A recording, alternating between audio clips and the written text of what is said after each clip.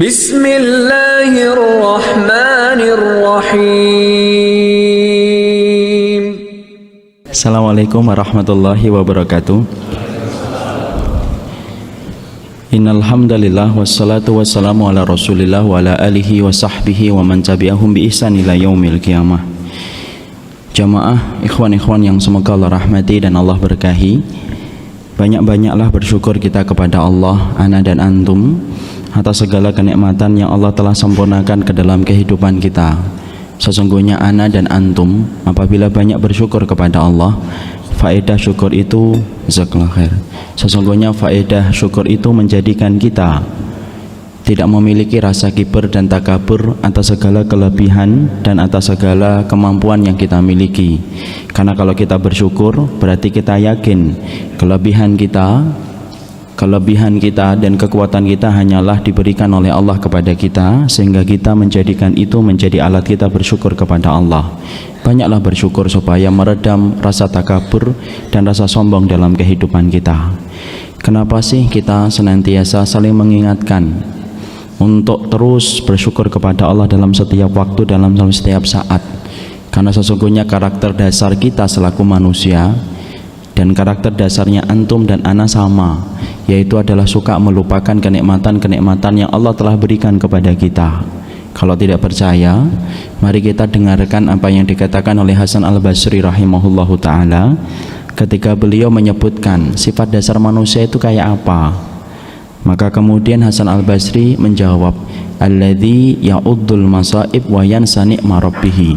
Sesungguhnya sifat dasar manusia itu ya'uddul masaib, suka ngitung-ngitung setiap ujian dan musibah yang datang dalam kehidupannya, tetapi melupakan kenikmatan-kenikmatan besar yang Allah telah sempurnakan untuk dirinya.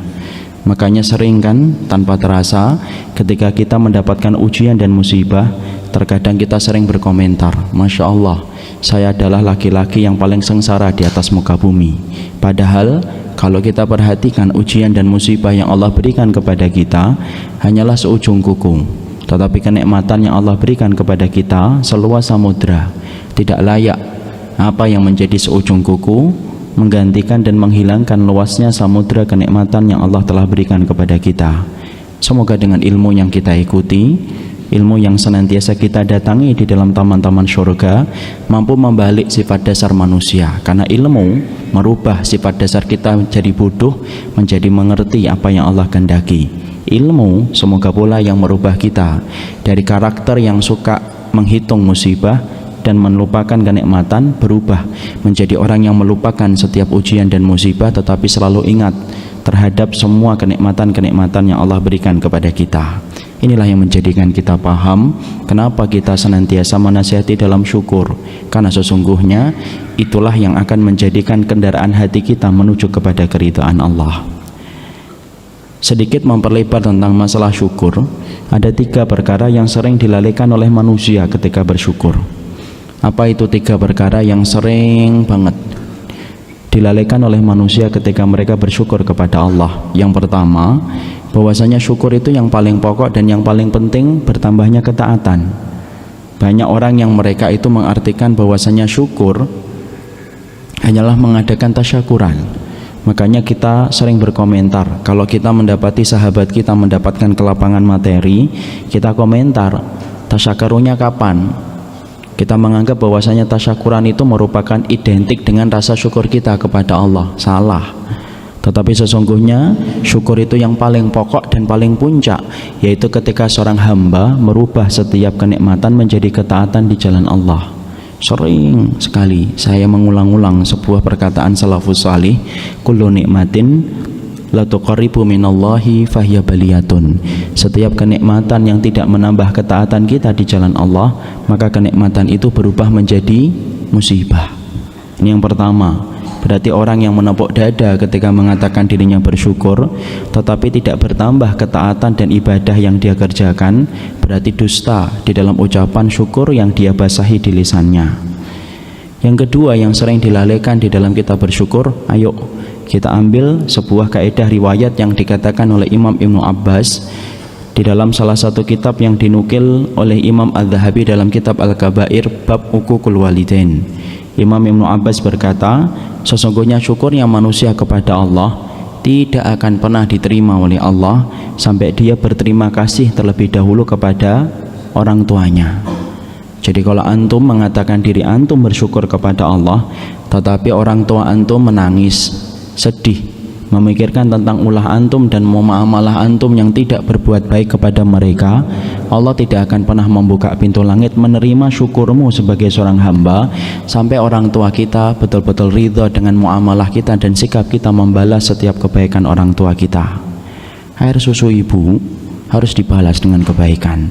Sesungguhnya setiap peluh dan keringat yang pernah menetes di peluh di pundaknya orang tua kita harus dibalas, karena itulah yang akan menjadikan syukur kita kepada Allah diterima oleh Allah, yaitu adalah ketika kita berterima kasih kepada orang tua kita. Ikhwan yang laki-laki, antum belum menikah, antum sudah nikah, punya anak satu, punya anak dua, nikah lagi, punya anak lagi. Berapapun kali antum menikah, antum adalah tetap menjadi anak bagi orang tua antum, di mana pintu surganya antum tidak terletak kepada pundaknya istri, tapi sesungguhnya pintu surganya seorang anak laki-laki terletak kepada punggung orang tuanya. Inilah yang menjadikan kita sering-sering bermuhasabah di dalam hati orang tua kita, karena sesungguhnya Masya Allah, syukurnya antum tidak akan diterima oleh Allah, syukurnya anak tidak akan diterima oleh Allah sampai kita berterima kasih kepada orang tua kita atas segala air susu yang pernah kita rasakan, dan kemudian setiap keringat yang pernah jatuh dalam setiap punggung orang tua kita. Ini yang pertama. Ini yang kedua. Yang ketiga, yang sering dilalaikan oleh manusia ketika bersyukur itu apa? Yaitu adalah mereka sering melalaikan bagaimana di dalam bersyukur kepada Allah untuk berterima kasih kepada orang tua, berterima kasih kepada orang yang pernah berbuat baik kepada mereka. Karena parameter diterimanya amalan kita di dalam bersyukur sampai kita berterima kasih kepada orang-orang yang pernah berbuat baik sama kita. Tidak percaya? Mari kita perhatikan apa yang dikatakan oleh Rasulullah dalam satu riwayat dari Imam Ahmad dari Abu Hurairah. Man lam yashkurin nas lam yashkurillah. Siapapun yang tidak pernah berterima kasih kepada manusia yang telah berbuat baik kepada mereka, lam yashkurillah, maka dia tidak akan pernah mampu bersyukur kepada Allah. Makanya perhatikan siapa orang yang pernah menitipkan kebaikan sama antum, balas kebaikan mereka. Kalau antum tidak punya harta untuk membalas kebaikan mereka, panjangkan lidah antum untuk mendoakan mereka, panjangkan tangan kita untuk memeluk mereka dengan kebaikan. Karena parameter syukurnya kita diterima oleh Allah ketika kita berterima kasih kepada setiap orang yang pernah berbuat baik kepada kita, orang yang pernah menitipkan kebaikan untuk kita. Ikhwan, saya menasihati kepada diri ana sendiri dan menasihati kepada antum yang saya cintai semata-mata karena Allah. Jadilah antum sebagaimana sungai ketika berbicara tentang manfaat yang kita berikan. Sungai, Masya Allah, kalau kita bicara tentang sungai, setiap orang itu mengambil manfaat dari sungai itu gampang. Mau renang tinggal nyebur, mau memakai air tinggal nyeduk. Kemudian ketika mau apapun maka kemudian gampang. Kenapa? Jadilah antum di dalam menebarkan manfaat sebagaimana sungai. Tidak perlu bersusah payah orang untuk mengambil manfaat dari sungai itu. Jangan menjadi kayak sumur. Sumur itu kalau ingin diambil manfaatnya itu susah, harus pakai timba, harus pakai tali, harus pakai jet pump.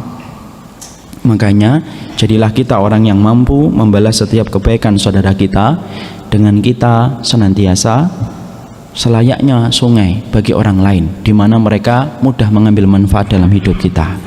Inilah 3 perkara yang hari-hari ini sering saya sampaikan berulang-ulang ke beberapa majelis, karena ternyata kita sering mengatakan bersyukur, tapi ternyata Masya Allah di dalam kita mengatakan bersyukur kita ini lalai terhadap 3 perkara, padahal 3 perkara ini menjadi bagian penting di dalam kita bersyukur kepada Allah. Jangan pernah menganggap syukur kalau nikmatnya, ketaatannya tidak bertambah. Jangan menepuk dada mengatakan syukur kalau orang tua kita menangis memikirkan ulah dan muamalah kita, dan jangan pernah mengatakan syukur kalau orang-orang yang pernah berbuat kebaikan kepada kita tergores di dalam luka karena muamalah kita yang tidak membalas kebaikan mereka. 3 perkara itulah yang penting untuk senantiasa kita hadirkan di dalam bersyukur kepada Allah Subhanahu wa ta'ala. Ikhwan yang semoga Allah rahmati, beberapa waktu yang lalu saya dijemput oleh salah satu ikhwan ketika kondisi saya tidak terlalu fit untuk melaksanakan kajian. Beliau merelakan dirinya dan mengikhlaskan dirinya untuk menjemput ana. Kemudian ketika dijemput, ada pembicaraan yang terjadi antara ana dengan beliau sang ikhwan yang menjemput ana. Pembicaraan ke sana dan kemari berkaitan ilmu dan lainnya. Sampai saya melayangkan pandangan saya ke bagian belakang di mobilnya. Saya melihat itu kertas-kertas kado yang banyak. Saya nanya kepada beliau, itu kertas kado banyak banget akhi. Jawaban beliau saat itu, ya Ustadz, saya ingin memberikan kado surprise untuk istri saya. Masya Allah. Beliau baru nikah 7 bulan, ya wajar, masih hangat. Beda banget sama yang 17 tahun ya. Ini kelihatan yang di sini. Saya kemudian, kenapa? Iya, iya. Nggak mau saya ngelanjutin, nanti pasti panjang kemana-mana. Kemudian beliau menyampaikan surprise. Kemudian karena beliau ya masih merasakan cinta yang sangat besar kepada istrinya, ya semoga Allah jaga cinta itu kepada beliau setiap saat dan kepada kita. Pulang dari kajian saya mikir, ikhwan, ternyata dalam kehidupan kita secara sederhana selaku manusia, ana dan antum kan sepakat. Kalau ana dan antum jatuh cinta dulu ketika kita pertama kali menikah, setelah ta'aruf dan menikah, kita sepakat bahwasanya ternyata untuk mencari cinta dan ridho dari seorang manusia itu ternyata harus ada ikhtiar dan pengorbanan. Seorang laki-laki ketika ingin mendapatkan sejumput kasih sayang hati seorang wanita, Masya Allah, maka dia memberikan pengorbanan dan ikhtiar supaya wanita yang dia pilih untuk menjadi ibu dari anaknya betul-betul cinta kepada dirinya. Sama dengan sebaliknya, seorang wanita ketika dia telah jatuh cinta kepada seorang laki-laki yang diharapkan laki-laki itu menjadi imam untuk dirinya, sama, dia pun berikhtiar dan melakukan pengorbanan supaya dia layak dicintai oleh laki-laki yang dia pilih. Masya Allah, sepakat kita, ternyata mendapatkan cinta dari manusia itu butuh dengan ikhtiar dan pengorbanan. Makanya kalau kita pinjam bahasanya anak-anak di luar, kalau sudah jatuh cinta, lautan diseberangi, gunung akan didaki. Masya Allah. Walaupun juga nggak yakin saya, tapi itu menggambarkan bahwasanya pengorbanan itu merupakan salah satu konsekuensi logis ketika kita ingin mendapatkan cinta dan ridho pasangan kita. Masya Allah. Dengan kias yang sederhana dinamakan kias aula kalau dalam bahasa usul fikih, karena kias itu ada 3, kias syibah, kias adna, ada kias aula. Dalam kias aula, analogi yang sederhana adalah kalau kita sepakat ikhtiar itu harus diberikan, pengorbanan harus diberikan ketika kita ingin mendapatkan cinta dari istri kita. Walaupun istri kita itu tidak sempurna, kadang-kadang membuat kita marah, kadang-kadang membuat sebel, ternyata Masya Allah ikhtiar yang dilakukan itu harus ekstra untuk mendapatkan hati dan cintanya, apalagi ikhtiar dan pengorbanan yang kita berikan ketika ingin mendapatkan ridha dari Allah. Karena tidak mungkin, mustahil siapapun hari ini yang mereka ingin mendapatkan keridhaan Allah ketika dia telah memiliki iman lalu menetapkan Allah menjadi obsesi terbesar hidupnya, tapi kemudian dia tidak mau ikhtiar dan tidak mau pengorbanan. Masya Allah, datang dari perkara mana pintu ridhanya Allah akan menyapa hatimu kalau kamu tidak memberikan ikhtiar dan pengorbanan. Inilah yang menjadikan kita akhirnya faham kenapa kita mempelajari kitab 40 karakteristik mereka yang dicintai oleh Allah, panjang betul. Karena ini bagian dari ikhtiar kita, ikhwan. Karena apa? Mendapatkan ridhanya Allah itu pintu pertama harus dengan ilmu. Karena apa? Mendapatkan ridhanya Allah itu tidak bisa dengan diduga dan prasangka. Berapa banyak itu laki-laki yang berprasangka tentang istrinya tapi salah, kecewa istrinya. Dia memberikan rumah kepada istrinya dicat warna kuning semuanya, padahal ternyata suaminya itu istrinya tidak suka warna kuning, sukanya warna biru, mungkin simpatisan partai. Loh, kok kuning semua ini? Kenapa? Karena dia nebak.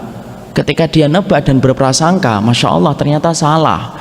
Jangan nebak kalau ingin mendapatkan ridhanya manusia, harus ngerti, tanya, kamu warna kesukaannya apa? Makanya biodata kan nulis warna kesukaannya apa, sepatunya apa. Yang ketawa berarti tidak pernah nulis biodata itu. Ya. Lalu kemudian bajunya XL atau L kan ditulis. Sakitnya apa? Jujur kalau biodata mah tidak ada yang bohong. Kalau pacaran kan banyak bohongnya. Pengen kentut aja bilangnya mau ke belakang, padahal pengen kentut. Makanya kemudian kita pelajari sampai kemudian kita mendapatkan yang benar ketika ingin mendapatkan cinta dari orang yang kita nikahi. Masya Allah, inilah pula yang menjadikan penting banget. Karena kita teringat dengan apa yang pernah dikatakan oleh Rasulullah Sallallahu Alaihi Wasallam. Rasul dalam riwayat Imam Ahmad, Rasulullah itu meminta 3 cinta. Riwayat Imam Ahmad ini ada yang mengatakan dhaif, tetapi tatarakam, tetapi kemudian dhaifnya itu bertumpuk-tumpuk dengan riwayat yang lain yang senada, menjadikan derajatnya naik kepada derajat hasan. Ada 3 permintaan yang kemudian menggambarkan bagaimana Rasulullah itu menggambarkan tentang kekuatan cinta yang diminta oleh Nabi. Karena ternyata Rasulullah itu meminta cinta kepada Rabbnya. Ingatlah ikhwan, doa itu cermin jiwa. Apa yang sedang berkecamuk menjadi kebutuhan kita tercermin dalam doa kita. Orang itu kalau doanya Rabbi habli minas sholihin, khusyuk banget. Ada 2 kemungkinan. 1, belum punya keturunan. 2, sudah punya keturunan tapi nakal semuanya. Ada orang yang berdoa, Allahumma inni a'udzubika min ghalabatid dain, ya Allah aku berlindung dari hutang. Berarti banyak hutang. Kenapa? Doa itu cermin hati. Rasulullah SAW kemudian beliau itu meminta 3 cinta kepada Rabbnya, menggambarkan tentang kekuatan 3 cinta ini dalam kehidupan orang yang beriman. Apa kekuatan 3 cinta yang diminta oleh Rasulullah yang tergambar dalam riwayat Imam Ahmad? Rasulullah mengatakan, Allahumma inni as'aluka hubbaka. Apa artinya? Ya Allah, aku memohon kepadamu cintamu ya Allah. Rasulullah kemudian mendoakan ini, mendahulukan ini. Kenapa? Karena yang paling penting kepada Rabbnya itu adalah bagaimana kita mendapatkan cintanya Allah. Karena yang paling besar dalam hidup itu apa? Dengarkan firman Allah di atas arasy-Nya, wa ridwanu minallahi akbar. Keridhaan Allah itu yang paling besar. Makanya Nabi mengatakan apa? Cinta Allah yang diminta oleh Nabi cukup? Enggak. Nabi melanjutkan dengan permintaan yang kedua. Permintaan kedua yang diminta oleh Rasulullah itu apa? Wa hubba man yuhibbuka, dan cinta orang yang mencintaimu ya Allah. Masya Allah ya. Ternyata cinta orang yang mencintai Allah itu penting bagi kehidupan hati kita ketika menyisir penghambaan kita kepada Allah. Kenapa? Kalau antum mendapatkan orang yang cinta sama Allah sebagaimana antum telah menetapkan Allah menjadi tujuan antum, antum menjadi orang yang ringan bebannya ketika dipikul bersama ibadah antum menuju kepada Allah. Kalau ada seorang laki-laki bersama dengan seorang istri yang sama-sama cinta sama Allah, enak. Kenapa? Tujuannya sama. Kalaupun ributnya dalam masalah-masalah yang mungkin bukan masalah yang besar. Kalau antum didekatkan dengan anak antum, di mana anak antum adalah cinta betul kepada Allah, antum juga beruntung. Kenapa? Apa yang melebihi keuntungan daripada orang tua yang mendapatkan anaknya cinta sama Allah? Beruntung betul, investasi yang paling berharga itu anak yang solih. Makanya Rasulullah didekatkan oleh Allah dengan siapa? Para sahabat. Orang yang paling baik hatinya di antara seluruh manusia itu siapa? Hatinya Rasul dan para sahabat. Rasulullah kemudian para sahabat. Makanya Abdullah bin Mas'ud sampai berkata, qauman ikhtarahumullahu li sohbatin nabi. Satu kaum yang hatinya paling baik dilihat oleh Allah dan dipilih oleh Allah untuk menemani Rasulullah. Kenapa sih Rasulullah itu ditemani dengan para sahabat? Karena inilah kekuatan cinta orang yang mencintai Allah sebagaimana Rasulullah mencintai Allah dan orang yang paling bertakwa di antara kita. Musa didekatkan dengan Harun, Isa didekatkan dengan kaum Hawariyun. Cinta orang yang mencintai Allah itu penting, ikhwan. Betapa beratnya dalam perjalanan ibadah kalau kemudian kita tidak mendapatkan cinta orang yang mencintai Allah. Satu saja sudah manfaatnya luar biasa. Kenapa? Memberikan ringan beban kita menuju kepada Allah. Cukup? Tidak cukup. Rasulullah masih meminta yang ketiga. Yang ketiga yang diminta oleh Rasulullah dalam riwayat Imam Ahmad ini apa? Wa hubba amalin yuqarribuni ila hubbika. Amalan yang paling engkau cintai ya Allah, yang mampu mendekatkan aku kepada cintamu. Jadi yang diminta oleh Rasulullah yang ketiga, amalan yang paling dicintai oleh Allah yang mendekatkan Rasulullah kepada cintanya Allah. Ini penting. Kenapa amalan yang paling dicintai Allah itu penting? Ya iya, umur kita pendek, Pak. Kalau kita tidak memiliki ilmu tentang amalan yang paling dicintai oleh Allah untuk kita amalkan, bisa jadi kita tercecer dengan prioritas amal, di mana umur kita terlalu pendek, ajal kita menyapa kita, tetapi banyak amal yang belum kita kerjakan. Karena apa? Amal yang paling dicintai oleh Allah itu cepat menaikkan bagaimana kita dicintai oleh Allah. Saya ambilkan sederhana saja contoh analoginya. Antum kalau dimasakkan istri, ternyata masakan itu bukan masakan yang antum terlalu senangi, juga antum tidak terlalu benci. Contohnya apa? Antum dibuatkan lodeh tahu, masakan itu tidak terlalu antum senengin, tapi juga antum tidak, bukan benci juga enggak. Kalau ada ya dimakan, tapi biasa. Ini Bi, ini Mas, lodeh tahu. Kita akan mengatakan syukron, terima kasih, jazakillah khair. Kenapa? Makanan itu makanan yang kita senangi, tapi tidak terlalu kita senangi, tapi tidak kita benci juga enggak. Tapi beda kan? Kalau tiba-tiba antum dimasakkan oleh istri antum masakan yang antum senengin, lele goreng misalkan antum. Kalau saya nasi goreng telur mata sapi setengah matang. Kalau kita dimasakkan dengan masakan yang kita senangi, masya Allah, rasa kita mengapresiasikan itu kan beda. Masya Allah, setidaknya mata itu lebih berbinar. Nasi goreng, masya Allah.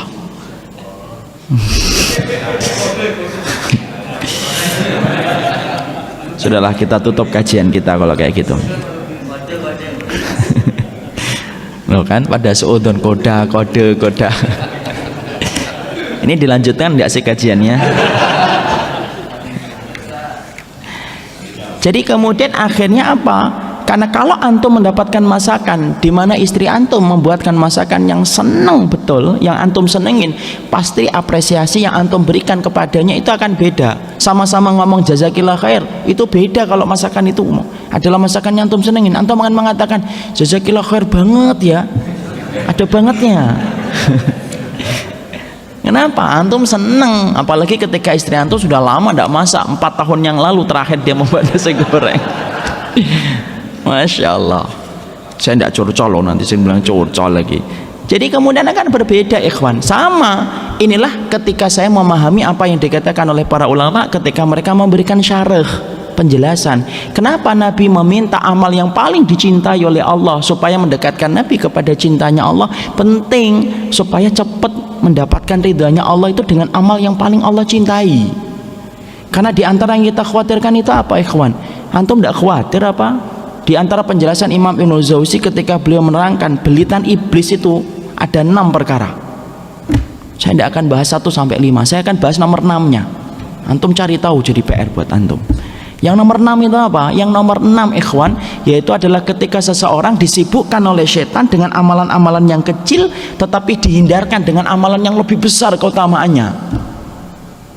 Ya, ini kemudian yang kita khawatirkan. Walaupun semua amal itu masya Allah memang kita kerjakan, kalau ikhlas akan berubah menjadi besar, tapi akan menjadi lebih dahsyat ketika amal itu adalah amal yang dicintai oleh Allah, dan di situ antum ikhlas, lebih cepat menaikkan karir kita di hadapan Allah.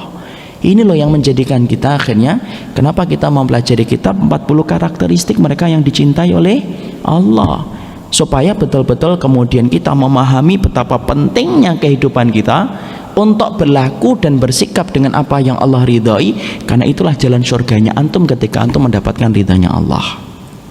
Nah, baru kita bahas apa yang kita kaji dalam kesempatan hari ini. Itu baru mukaddimah.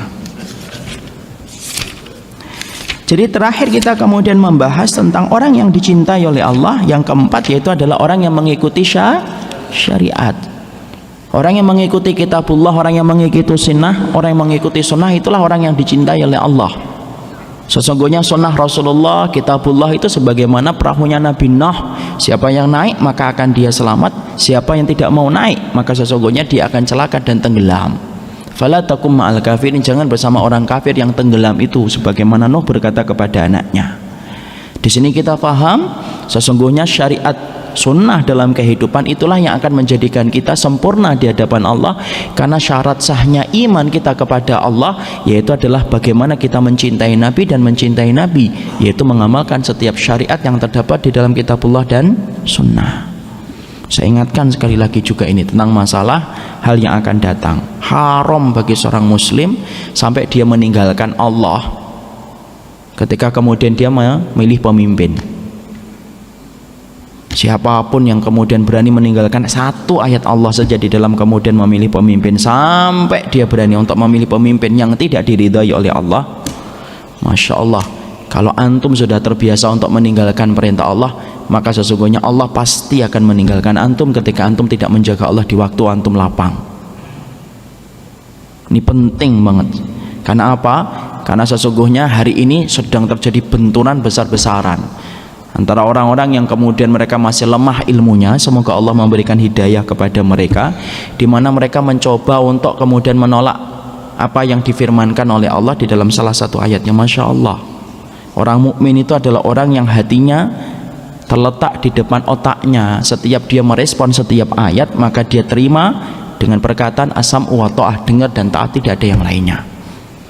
Hati-hatilah terhadap makarnya Allah ketika kita berani meninggalkan apa yang telah ditetapkan oleh Allah, baik itu perintah ataupun larangan. Termasuk di antara dosa besar itu apa, ikhwan? Buka di dalam kitabnya Al-Dhahabi dalam Al-Kabair, Al-Amnu min makrillah, orang yang merasa aman dari makarnya Allah ketika dia meninggalkan perintah Allah atau melaksanakan larangan Allah, kemudian dia merasa aman dari makarnya Allah. Hati-hati loh ini. Jangan sampai kemudian kita menjadikan syariat itu hanyalah sebuah seremonial ketika kita itu mau mati. Orang itu mau kalau mati itu diatur dengan Islam, tapi hidupnya tidak mau diatur dengan Islam. Mana bisa? Ketika mau mati suruh bacakan la ilaha illallah. Ketika mau mati dia pengen supaya dikuburkan di pekuburan kaum muslimin. Tapi yang mengherankan, kamu matinya pengen diperlakukan secara Islam, tapi hidupmu tidak mau diperlakukan dengan Islam. Nah, inilah kewajiban kita. Ingetin ikhwan, jangan didiamkan. Mari kita ingatkan saudara-saudara kita yang hari ini masih awam. Kalau kita diam, ikhwan, saya takut perumpamaan Nabi akan menimpa kepada kita. Apa perumpamaan Nabi? Sebagaimana naik kapal. Sebagaimana naik kapal. Ada yang di atas, ada yang di bawah. Ya, maka setiap kemudian ada yang di atas dan ada yang di bawah, maka yang kemudian yang di bawah ingin untuk melobangi kapal. Kalau dibiarkan semuanya tenggelam, halaku, mereka semuanya akan tenggelam. Ini perumpamaan kalau antum yang sudah berada pada majelis ilmu tetapi antum mendiamkan saudara-saudara antum yang hari ini belum paham bahwasanya memilih pemimpin di antara syaratnya itu apa? Yaitu adalah memilih yang satu akidah. Ingetin dengan cara yang baik. Ini syariat, dan syariat itu bukan tidak pernah menjadi pilihan dalam kehidupan kita. Sampaikan dengan cara yang lembut, cara yang baik, ya. Tidak usah kemudian kita dengan kata-kata yang kasar. Tidak, karena terkadang mereka melakukan hal yang semacam itu disebabkan mereka belum paham dan belum mengerti. Tapi ini merupakan bagian dari kita memahami sesungguhnya orang yang dicintai oleh Allah yaitu adalah orang yang mengamalkan syariat. Sekarang mari kita bahas golongan yang kelima. Golongan yang kelima, orang yang dicintai oleh Allah Subhanahu wa taala ini siapa? Yaitu orang-orang yang bersabar. Ini merupakan salah satu bentuk di antara sifat dan karakteristik orang yang dicintai oleh Allah, yaitu adalah orang yang mereka senantiasa bersabar. Ya. Allah menerangkan di dalam salah satu ayatnya di dalam surat Ali Imran 146, wallahu yuhibbus sabirin. Allah itu mencintai orang yang bersabar. Maka sesungguhnya warna kehidupan kita tidak selalu selamanya warna kehidupan itu sesuai dengan apa yang kita bayangkan, ikhwan. Maka ketahuilah bahwasanya warna kehidupan yang kita miliki itu ada 8 sifatnya. 4 disukai oleh jiwa, 4 tidak disukai oleh jiwa. Mari kita dengarkan sebuah syair indah yang disampaikan oleh salah satu penyair. Samaniyatun tajri alal mar'i daiman falabudda lil mar'i ayulakiya samaniya. Ada 8 sifat kehidupan di mana setiap orang yang hidup ketika menjadi pelakonnya pasti dia akan menemukan 8 sifat itu menghampiri dalam hidupnya. Apa itu 8 sifat ini? Perhatikan. Yang pertama, sururun, bahagia. Makanya perhatikan kenapa wajah kita dibuat oleh Allah elastis mampu tersenyum. Ya karena Allah ngerti manusia itu pasti bahagia di dalam salah satu episode kehidupannya. Allah jadikan wajah kita mampu tersenyum dan mampu tertawa. Tapi sifat ini tidak bersendiri-sendiri, ada disertai dengan sifat yang kedua. Sifat yang kedua itu apa? Husnun, sedih. Apakah kemudian orang yang beriman itu tidak pernah sedih? Kata siapa? Kalau memang orang yang beriman tidak pernah bersedih, maka dalam sirah Rasulullah Sallallahu Alaihi Wasallam tidak ada amul huzni. Apa itu amul huzni? Tahun kesedihan. Ketika Rasulullah ditinggalkan oleh Ibunda Khadijah dan ditinggalkan oleh Abu Thalib. Makanya air mata tidak hanya dimiliki oleh bumi, air mata Allah selipkan di bawah atau di belakang mata kita. Kenapa? Karena memang satu waktu kita akan meneteskan air mata ketika tersapa dengan kesedihan hidup.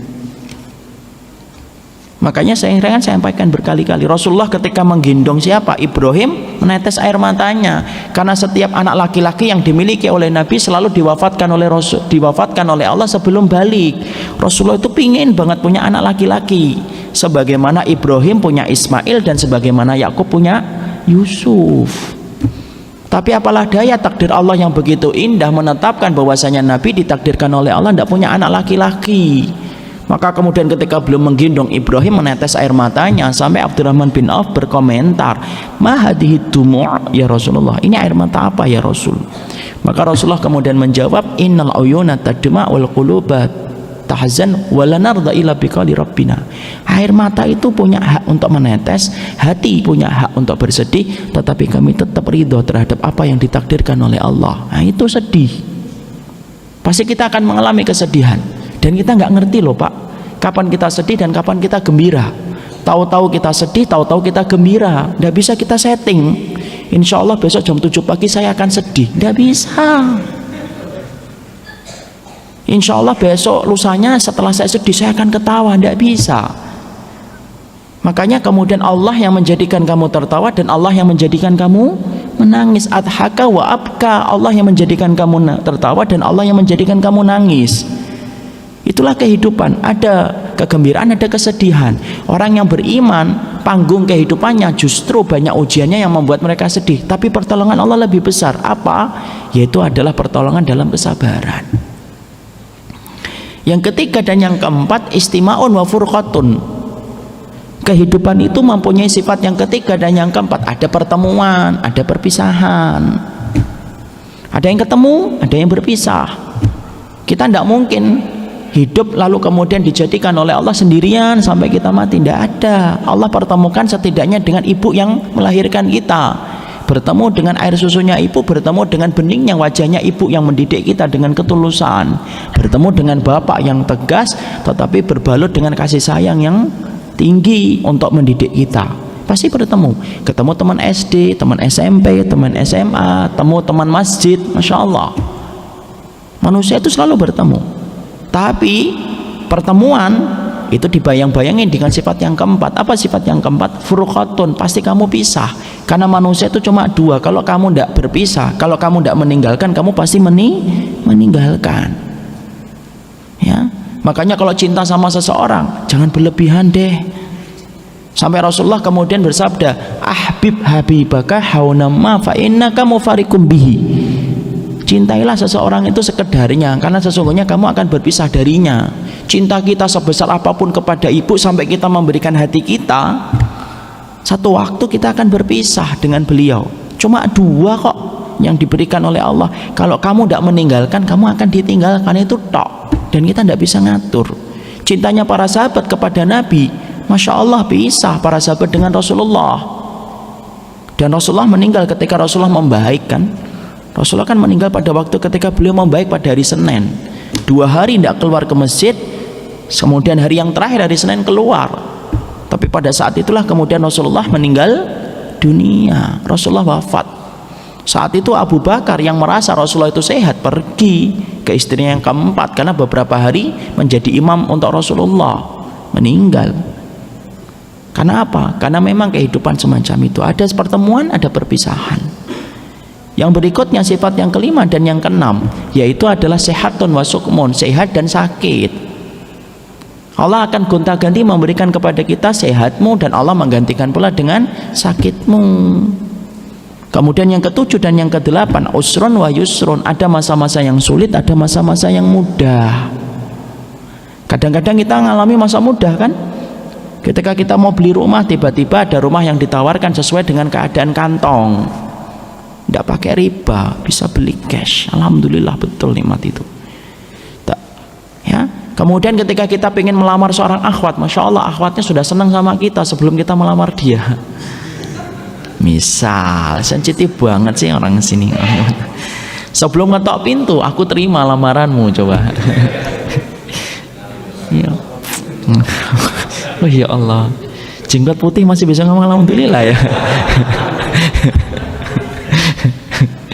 Tapi kemudian yusrun itu tidak terus-terusan, ada usrun. Apa itu usrun? Masa-masa yang sulit, kadang-kadang susah banget. Sudah ngelamar 12 akhwat ditolak semuanya dengan berbagai macam alasan. Tapi itulah kehidupan. Perhatikan Pak, di antara 8 sifat kehidupan yang Allah gulirkan sebagaimana yang disebutkan pujangga dari kalangan salaf ini, 4 diantaranya itu tidak disukai oleh jiwa.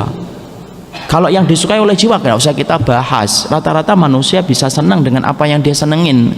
Kalau kita kemudian gembira, kalau kita bertemu, kalau kemudian sehat, kalau masa muda, itu disenangi jiwa. Tinggal bagaimana ilmu memberikan komando kepadanya untuk bersyukur. Tapi ada 4 sisanya yang kemudian tidak disenangi oleh jiwa. Apa itu? Kesedihan. Yang kedua, perpisahan. Yang ketiga, sakit. Yang keempat, yaitu kesulitan. Ketika kita faham bahwasanya kita ini adalah pelakon dari medan kehidupan ini, di mana 4 sifatnya warnanya tidak selalu cerah sebagaimana yang kita harapkan. Ikhwan, antum harus tahu sesungguhnya dunia itu tidak pernah bertiup dengan kehendak hati.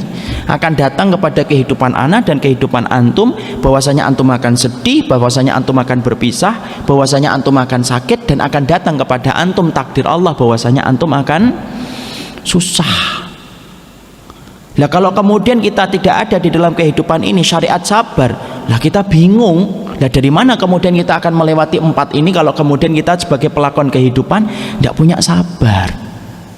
Ini mukadimah. Ternyata kenapa Allah itu menciptakan sabar dalam kehidupan, memang semacam itu. Kapan sabar itu tidak ada Ustadz? Nanti kalau sudah di surga.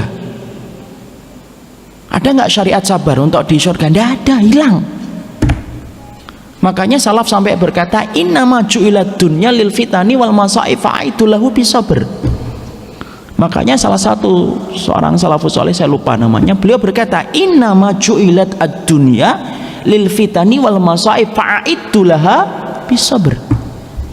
Artinya adalah sesungguhnya dunia itu memang diciptakan oleh Allah lil fitani, supaya antum akan merasakan pahit dan getirnya setiap fitnah yang Allah berikan, wal masaib, dan Allah akan memberikan kepada antum getirnya musibah.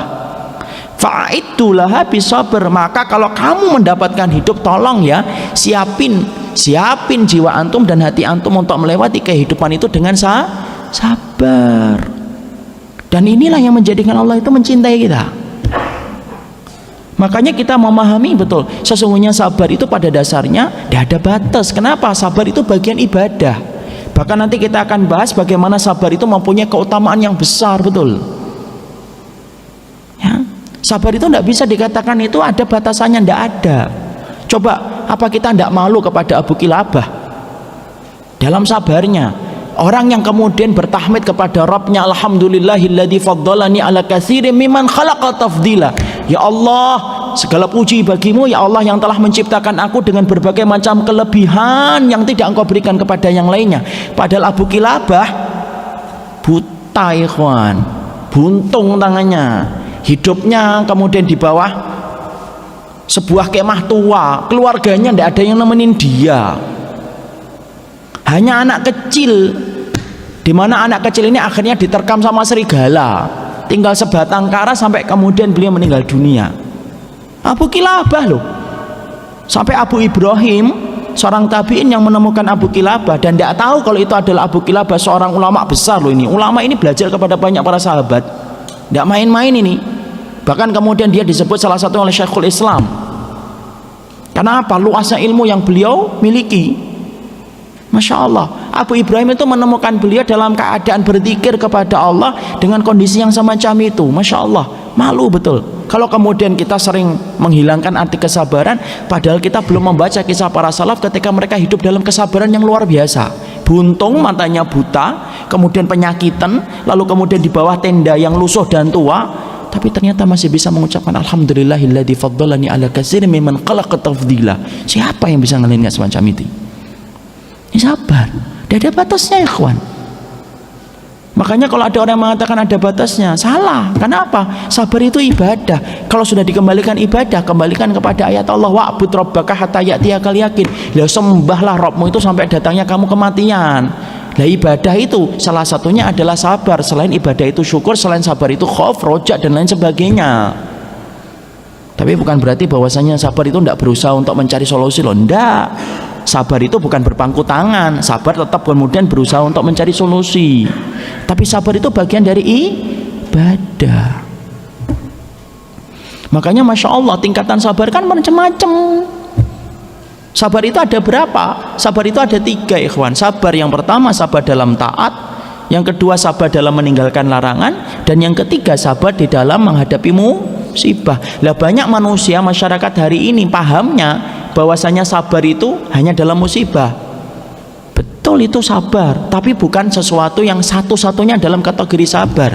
Ternyata para ulama menjelaskan sabar yang paling kecil keutamaannya itu apa? Sabar ketika menghadapi musibah. Tapi sabar yang paling gede keutamaannya itu apa? Sabar dalam taat. Sekarang saya tanya, antum tahu nggak kenapa sabar dalam musibah itu keutamaannya paling kecil? Ada yang bisa jawab? Hening betul. Ini sedang memikirkan atau buka Google. Kenapa sabar menghadapi musibah itu merupakan sabar yang paling kecil? Kenapa? Keutamaannya. Antum sedang memikirkan hadiah untuk istri antum ya.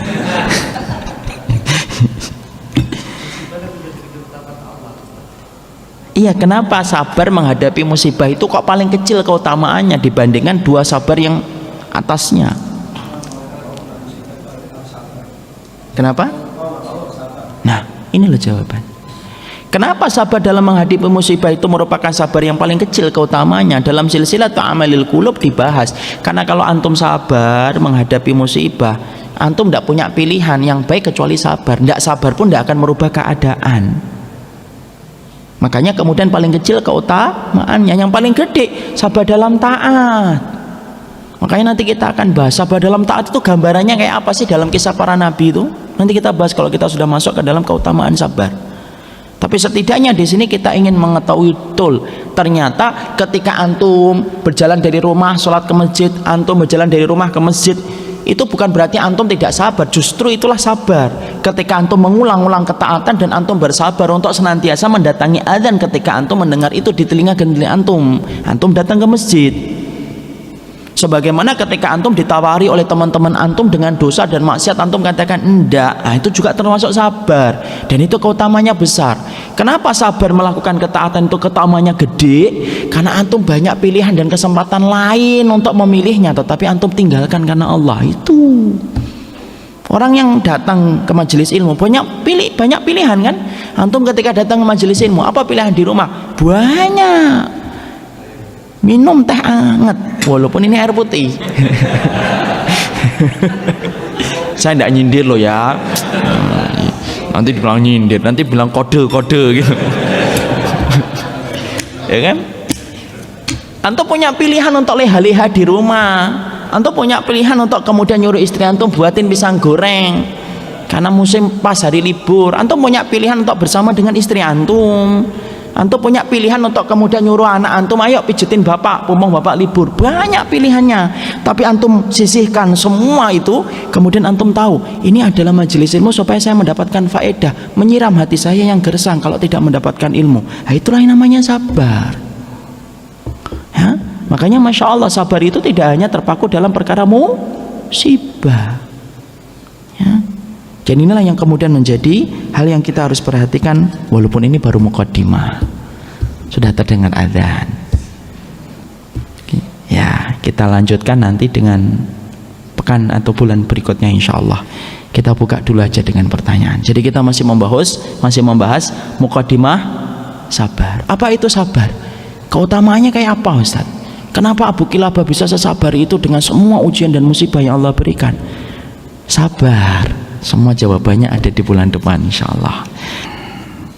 Alhamdulillah wassalatu wassalamu ala rasulillah. Kita lanjutkan ikhwan dengan tanya jawab atas muqaddimah yang tadi kita bahas. Jadi kita masih membahas tentang golongan yang kelima. Orang yang dicintai oleh Allah adalah orang yang bersabar. Dunia ini tidak pernah bertiup anginnya sesuai dengan kehendak hati. Ana dan antum pasti akan menemukan kesedihan. Ana dan antum akan pasti menemukan perpisahan. Kita semuanya akan menemui kesulitan dan pasti kita akan menemui pula rasa sakit. Inilah yang menjadikan kita memahami perkataan para ulama, sesungguhnya dunia itu diciptakan oleh Allah dengan berbagai macam fitnah dan musibah. Maka persiapkanlah diri kita melewati dan mengarungi kehidupan yang Allah ciptakan dengan fitnah dan musibah, yaitu adalah dengan kesabaran.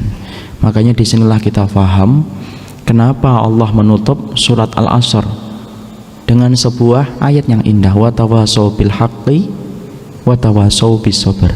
Kenapa kata as-sabr diletakkan setelah kata al-haq? Jadi kemudian kata al-haq dulu baru as-sabr.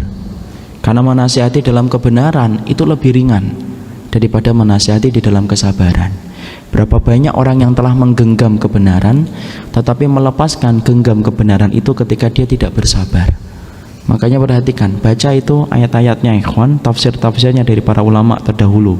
Kenapa Allah mengatakan watawasau bis sabr setelah watawasau bil haq? Karena pada dasarnya kita yang memegang kebenaran belum tentu bersabar.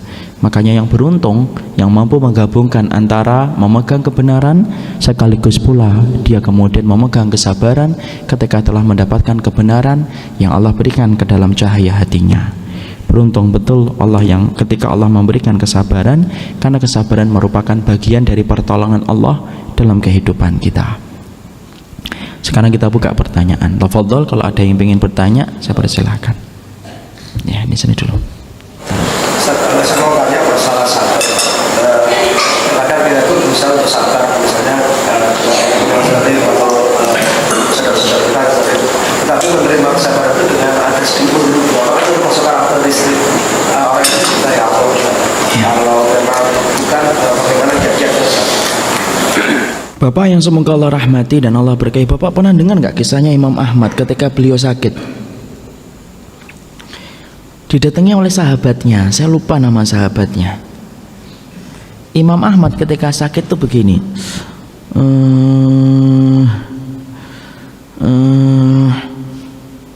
kemudian sahabatnya bilang, itu kata Tawus, seorang tabi'in yang belajar kepada para sahabat, itu termasuk dari sebuah, itu termasuk yang akan dihisap oleh Allah, karena termasuk di dalam ayat ma yalfidhu min qaulin illa ladaihi raqibun atid. Tidaklah satu ucapan yang disampaikan oleh seorang hamba kecuali di dalamnya ada raqib dan atid. Erangan kamu itu loh, hati-hati sama erangan kamu. Imam Ahmad setelah saat itu Masya Allah tidak pernah ngerang lagi. Padahal erangan itu tidak bermaksud, saya yakin seorang Imam Ahmad tidak bermaksud untuk mengeluh. Tapi ternyata perkataan sahabat itu masuk ke dalam sanubari dan jiwanya Imam Ahmad sampai merubah Imam Ahmad. Masya Allah, disinilah kita itu sering jauh banget dengan para salafus soleh dalam keimanan mereka. Tapi kita ngambil pelajaran apa? Ya kalau mampu ya tidak usah ngeluh. Kalau tiba-tiba kita merasa mengeluh dengan apa yang kita terima, maka sesungguhnya ilmu yang akan menjadikan kita beristighfar dan kembali bersabar. Masya Allah, itu yang kita harus kemudian pahami. Sabar itu kayak Hasan Al-Basri itu loh Pak, rumahnya ditetesi dengan air kencing tetangganya Ahlul Kitab Yahudi, sabar sampai 11 tahun Pak. Makanya Hasan Al-Basri contoh terdepan bagaimana kedoliman yang menimpa kepada beliau itu selalu disikapi dengan sikap kesabaran yang luar biasa. Hasan Al-Basri padahal orangnya luar biasa, tapi tetap aja banyak orang yang mendolimi Hasan Al-Basri rahimahullah ta'ala. Maka kemudian beliau itu mengatakan, semoga Allah mengampuni orang yang mendolimiku, semoga Allah merahmati mereka. Sampai ada seseorang yang berkata, kalau aku ngerti kamu mendoakan sebesar ini kepada orang yang mendolimi kamu, aku berandai-andai coba aku termasuk di antara orang yang mendolimi kamu, saking besarnya doa yang kamu berikan. Ya memang susah Pak, orang yang ngomong aja belum tentu lebih baik daripada yang mendengar kan. Makanya kita saling menasihati di dalam kesabaran ya. Tapi kemudian bukan berarti kemudian kita diam kan. Sabar ketika kita difitnah, ya memang sabar, tapi harus dijelaskan. Saya harus dijelaskan ini yang benar. Tapi kalau kemudian masih mendolimi, masih kemudian ya silakan lanjutkan. Ingat loh, saya mengatakan jangan sampai orang-orang soleh yang kita dolimi dengan lisan kita sampai mengangkat tangan dan doa mereka mustajab di sisi Allah loh ikhwan. Dahsyat loh. Doa orang yang terdolimi itu luar biasa. Tidak ada hijab antara dirinya dengan Allah. Kalau Allah tidak menghukum lisan antum, mungkin Allah akan hukum itu anak-anak antum atas perbuatan lisan antum. Anak itu paling anti menjatuhkan kehormatan orang. Kalaupun ada sesuatu yang salah, wajarlah peluk hatinya, karena apapun itu adalah menjadi saudara kita. Wa kunu ibadallahi ikhwana. Saya antum kalau membaca fatwa para ulama itu saya tidak pernah lihat itu kebiasaan semacam itu. Antum kalau mampu baca itu ikhwan, buka itu kitab fatwa para ulama besar, baca ke kitab induknya ya, jangan dengar dari kuping, baca ke kitab induknya supaya kemudian kita ngerti dan bersikap yang benar. Karena hari ini Masya Allah, maaf saya katakan, jangan menjadikan lisan kita itu lisan jagoan daripada ilmu yang kita serap dan kita tulis. Halah, wong ilmu yang kamu tulis baru beberapa lembar aja. Lisan kita ini kayak hakim menghakimi setiap orang. Nggak kayak gitu ikhwan. Saya akan terus, tidak akan pernah henti untuk kemudian menyampaikan betapa pentingnya akhlak dalam kehidupan kita. Karena apa? Yang hilang dalam kehidupan hari ini itu apa? Kehidupan akhlak. Memang ada yang salah, semua tidak ada yang maksum kok. Umar Mita aja tidak maksum. Kalaupun ada yang salah itu wajar, tergelincir itu wajar. Lah Ibnu Hajar aja tergelincir dalam asma wa sifat kok. Apakah kita katakan Ibnu Hajar itu kemudian menjadi orang yang bukan sunnah hanya gara-gara beliau tergelincir dalam asma wa sifat? Kan enggak. Ya, ini yang menjadikan kita Masya Allah hati-hati terhadap perilaku mendolimi orang. Mari belajar dari kisahnya Sa'ad bin Abi Waqqas. Sa'ad bin Abi Waqqas itu difitnah, padahal beliau itu sahabat, penduduk surga. Sa'ad bin Abi Waqqas, penduduk surga, doanya mustajab, pemimpin peperangan yang luar biasa, yang sampai dikatakan Romawi ketika menghadapi pasukannya Sa'ad, kamu itu berperang sama bangsa jin. Karena apa? Kuda-kuda perangnya Sa'ad bin Abi Waqqas dan bersama pasukannya itu napak di atas air dan tidak tenggelam. Itu karomahnya Sa'ad bin Abi Waqqas bersama pasukannya. Sa'ad bin Abi Waqqas ikhwan, kapan-kapan kita bahas beliau nanti setelah kitab ini selesai. Tuh kan antum ketawa nggak khusnul. Sa'ad bin Abi Waqqas ikhwan, Masya Allah, anak itu Masya Allah. Saya ngumpulkan itu maklumat dan riwayat-riwayat tentang Sa'ad bin Abi Waqqas itu, ya Allah, seorang sahabat besar, buta ya ikhwan, doanya mustajab, rumahnya paling rame didatangi orang lain. Kenapa? Karena minta didoakan oleh Sa'ad bin Abi Waqqas. Antum tahu kenapa doanya Sa'ad bin Abi Waqqas itu mustajab? Perhatikan ucapan beliau, ma rafa'tu luqmatan ila fami ila alimtu min aina maji'uha wa min aina kharajat minha.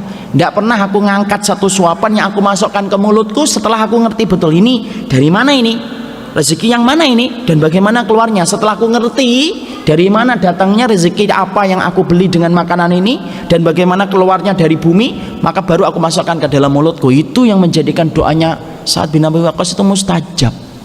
Antum tahu? Buta. Sampai kemudian kerabatnya ngomong, "Lah mi, pamanku, kamu sering mendoakan orang lain dan mustajab. Mbok sekali-kali kamu mendoakan dirimu itu loh supaya sembuh dari penyakit butamu." Tapi apa yang dikatakan beliau? Aku lebih ridho dengan takdir butaku dan aku sabar karena aku ngerti setiap ketetapan takdir itu indah. Kurang lebih kayak gitu artinya. Sa'ad bin Abi Waqqas serendah setawadhu itu masih difitnah, padahal beliau penduduk surga. Coba, apa kemudian fitnahnya? Bahwasanya fitnahnya itu beliau berkhianat, tidak membagi ghanimah dengan adil dan lain sebagainya. Antum tahu apa? Kemudian beliau ngangkat tangan ikhwan. Apa yang kemudian beliau doakan? Ya Allah, kalau fulan ini ketika dia memfitnahku hanya karena riak, hasad kepada hatiku, kepada kehidupanku, ya Allah timpakanlah kepada dia 1. umur yang panjang, 2. miskin terus, 3. fitnah tidak pernah putus untuk dirinya. Masya Allah, Allah kabulkan 3 itu kontan, cash, tidak ada yang dikurangi sedikit pun oleh Allah. Allah jadikan orang itu tua sampai umurnya lebih dari 100 tahun, miskin terus, dan yang ketiga apa? Godain perempuan di pinggir pasar. Mustajab doanya orang yang terzalimi itu. Ini yang menjadikan kita ikhwan. Makanya kalau kemudian kita menyikapi tentang saudara kita, sikapi dengan sikap yang baik. Peluk hatinya, ajak tangannya. Karena apa? Karena sesungguhnya setiap orang berhak untuk diperlakukan yang terbaik, sebagaimana antum selalu menuntut supaya diperlakukan baik oleh orang lain. Makanya Masya Allah, tetap Pak, kalau bisa tidak ngusang Rasulullah. Cuma masalahnya, maaf kata, yang ngomong juga terkadang ngomong. Kita saling berusaha untuk saling bersabar, tapi kita harus menjelaskan. Misalkan kemudian antum difitnah begini, didolimi begini, antum jelaskan, ini loh sikap saya ini yang benar. Kalau setelah itu kok masih difitnah terus, ya sudahlah. Saya teringat kepada perkataan Syekh Shinqiti. Syekh Shinqiti mengatakan dalam ucapan indah, lasna nata'abbad bi aqwalil bashar. Tahu artinya? Insya Allah belum tahu. Artinya adalah kami tidak pernah beribadah. Kami adalah kaum yang tidak pernah beribadah hanya untuk memuaskan setiap ucapan manusia. Indah betul ucapan beliau itu. Semoga bisa paham. Ya. Ini dulu atau sana dulu? Ya sudah, belakang dulu. Sabar akhi. Nyambung yang soal tentang orang bukan syariat, kan tadi nafsu dan keluarga. Kemarin terakhir itu ada soal ilmu. Jadi ada ilmu agama yang berpengaruh pada akhirat. Ini soal ada dikotomi antara ilmu yang tidak berpengaruh pada akhirat. Jadi gimana posisi ilmu sikap kimia itu? Apakah dia mempelajari itu berbeda dengan belajar ilmu agama? Kalau Bapak mempelajari ilmu itu dengan iman, itu akan menjadi sebab iman tambah besar, Pak. Tidak percaya? Ayo kita belajar dari kisah seorang dokter di Eropa yang dikisahkan di dalam, kalau tidak salah di Visual TV saya pernah melihat. Ada dokter kulit di daratan Eropa. Dia kemudian membaca lembaran ayat surat An-Nisa, innal ladzina kafaru wa kadzabu bi ayatina sawfa nuslihim nara kullama nadajat juludum badalna juludan ghairaha liyadzuqul adzab. Orang-orang yang mendustakan ayat-ayat kami, pasti kami akan masukkan ke dalam neraka. Setiap kulit mereka kami bakar, dan habis kulit mereka kami ganti dengan kulit yang baru supaya merasakan azab kami yang pedih. Loh, dokter itu Pak baca itu langsung diem. Hah? Dia cek itu, ini apa ini? Orang-orang menyampaikan kepadanya, ini ayat. Ayat apa? Quran. Tidak percaya dia, karena sebelumnya itu dia antipati sama Islam. Dia datangi itu kemudian Islamic Center untuk kemudian membuktikan ini betul ya Quran. Dibukain Quran, itu Quran. Tidak berapa lama kemudian masuk Islam, Pak. Kenapa dokter itu bisa masuk Islam? Masya Allah, dia membaca ayat itu dengan iman, dengan apa? Dengan ilmu, tetapi menumbuhkan iman. Dia katakan, ketika Allah berfirman bahwasanya penduduk neraka itu dibakar oleh Allah sampai kulit mereka habis, Allah itu tidak menerangkan di dalam surat An-Nisa bahwasanya Allah langsung kemudian bakar tulangnya. Padahal kalau kita hidup di dunia ikhwan, orang yang dikremasi sampai tulang-tulangnya atau enggak? Sampai tulang-tulangnya lah. Kenapa Allah tidak kemudian mengatakan kepada api di neraka untuk membakar tulang sebagaimana api neraka itu membakar kulit? Karena memang kalau kemudian antum seorang manusia ketika sudah terbakar kulitnya, lalu kulit itu habis tinggal tulang, itu sudah tidak ada lagi sakitnya. Kenapa? Segala urat syaraf manusia itu ada di kulit. Jadi kalau orang kebakar, tingkatan kebakaran itu dihitung berdasarkan tingkatan kulit yang terbakar. Kalau sudah habis tinggal tulang, waliyadzubillah nasallallahu alaihi wasallam. Kalau sampai tulang kita tok tinggal tulang, api itu sudah tidak mendatangkan sakit. Kenapa? Udah hilang urat syarafnya. Lah, beliau ketika membaca itu langsung tahu ini Quran tidak mungkin turun dari Muhammad. Kenapa?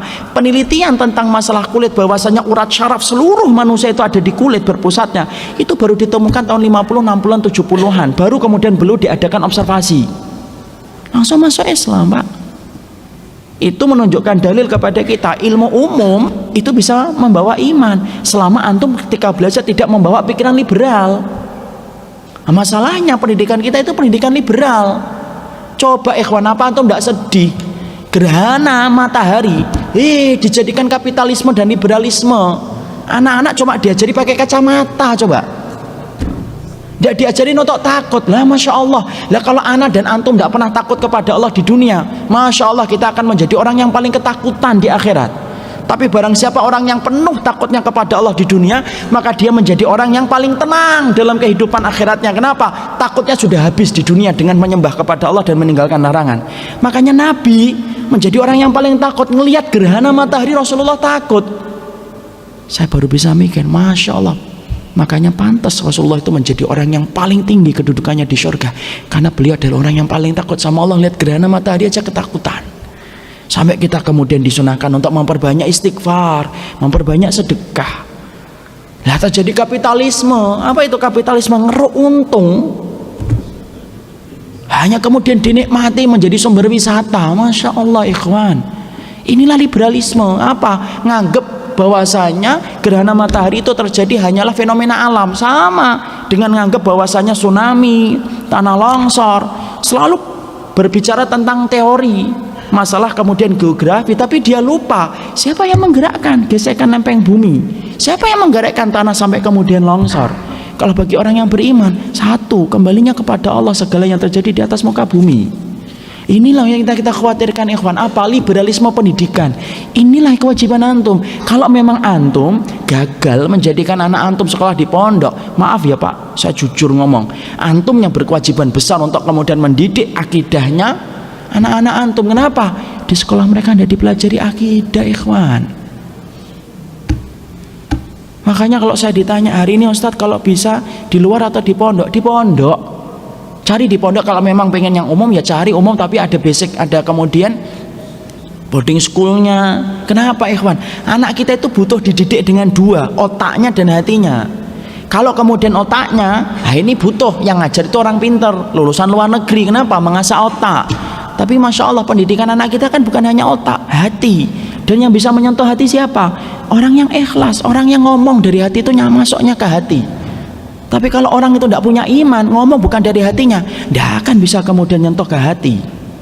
Saya masih ingat dulu di pondok ikhwan, saya dibangunkan sama Ustadz saya di pondok, dibangunkan itu jam 1, bangun.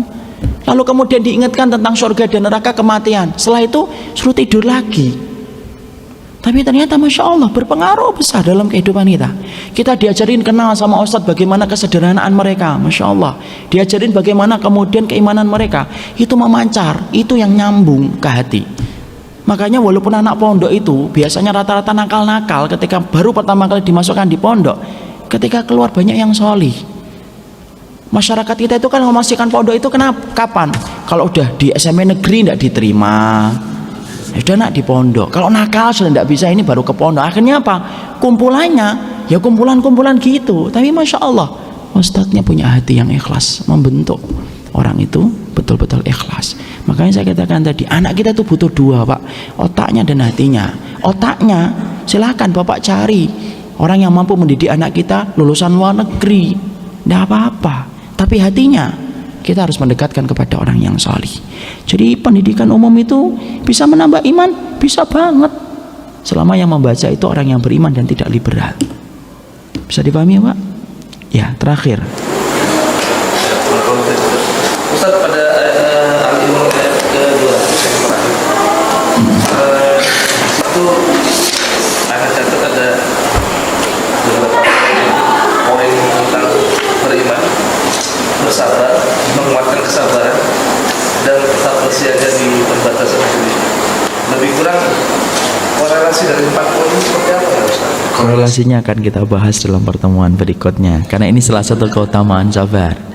Jawabannya latihan sabar sebulan, nanti baru kita akan sampai di sini. Ustadz kok dilawan? Enggak, bercanda yang terakhir. Barakallahu fiik. Ada yang lain? Sabar ya, akhir karim. Tapi insya Allah ini masuk pembagian berikut. Kenapa sih disebutkan kata isbiru wa sobiru? Apa bedanya isbiru, sobir? Itu bedanya apa? Ya beda, dua makna dikumpulkan dalam satu, itu berarti ada yang membedakan. Nah itu yang nanti kita akan bahas. Apa bedanya isbir dengan sobir? Insya Allah setelah antum latihan sabar 1 bulan. Jadi insya Allah nanti kita akan bahas. Yang lain, terakhir Bapak. Apa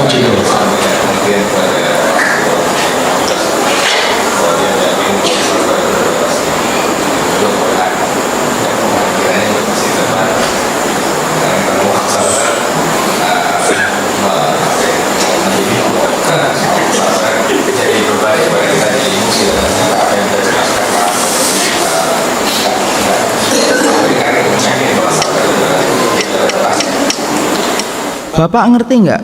Handphone secanggih apapun tetap ada habisnya, Bapak. Sabar itu ibadah, dan ibadah itu perlu suplemen untuk menguatkan. Kapan sih kadang-kadang kita ngomong sudahlah saya sudah tidak sabar? Kapan kayak gitu kita ngomong? Yaitu ketika kita tidak tersentuh dengan nasihat ilmu. Kalau kita sudah punya pikiran gitu, cepat-cepat itu cari suplemen, chargernya, datang ke majelis ilmu, cari di YouTube materi-materi untuk menambah kesabaran kita. Karena apa? Itulah suplemen. Karena ketika kita dalam kondisi drop, semua itu jadi hilang kesabaran kita. Sampai sholat 2 rakaat, habis sholat isya pun jadi berat. Kalau lagi kemudian turun iman. Sholat witir walaupun 1 rakaat pun jadi susah. Walaupun 1 rakaat. Ya, dia udah bangun nih jam 4. Masih punya kesempatan untuk sholat witir, tetap susah. Kenapa? Saat itu turun imannya. Kalau sudah kita mulai merasa sabarnya sudah mulai hilang, mulai berkurang, sudah mulai marah, ayolah kita datang ke majelis ilmu, kita tambah suplemen kita. Tapi yang jelas Pak, kalau sama orang tua, ini kan orang tua ya Bapak ya, Bapak cukup pejamkan mata saja. Ingat, kalau Bapak tidak sabar, nanti anak Bapak pun tidak akan sabar ngadepin Bapak. Yang namanya dunia antara kita sama orang tua kita kan beda Pak. Namanya orang, walaupun kita terbentuk dari airnya beliau dan kemudian air susunya beliau, tapi bagaimanapun kita berbeda. Kita punya ilmu, kita punya ini, tapi yang kita pikirkan apa? Pikirkanlah, kalau kita sampai tidak sabar, Allah akan ngirimkan anak yang juga tidak sabar sama kita. Ya memang begitu, sebentar kok Pak. Bahwasanya bersama orang tua itu tidak lama. Dan sesungguhnya kenikmatan itu akan terasa hilang. Kapan? Kalau orang tua kita itu sudah meninggal. Berapa banyak itu anak yang sering nangis itu, menyesali, coba dulu saya bersabar ketika ibunya masih ada. Tapi apalah daya, Allah sudah menjadikan ibunya berkalang tanah. Jadikan penyesalan orang lain menjadi pelajaran untuk saya dan Bapak. Saya kira cukup, sudah mau jam 8, karena ada hal-hal yang kita harus selesaikan insyaallah. Semoga Allah memberikan kepada kita keutamaan dan Allah memberikan keberkahan serta memberikan kesabaran. Barakallahu fikum, subhanakallahumma wa bihamdika asyhadu an la ilaha illa anta astaghfiruka wa atubu ilaika. Assalamualaikum warahmatullahi wabarakatuh.